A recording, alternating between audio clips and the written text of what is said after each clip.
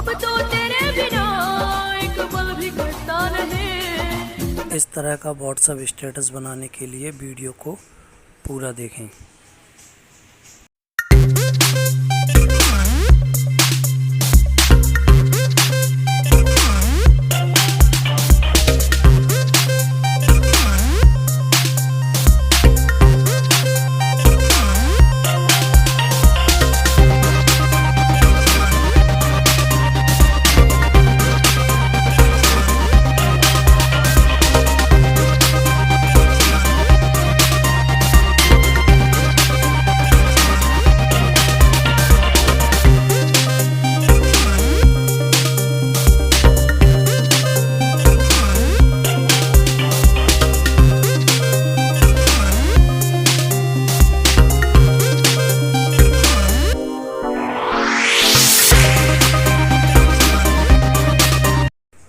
Template video की description में मिल जाएगा।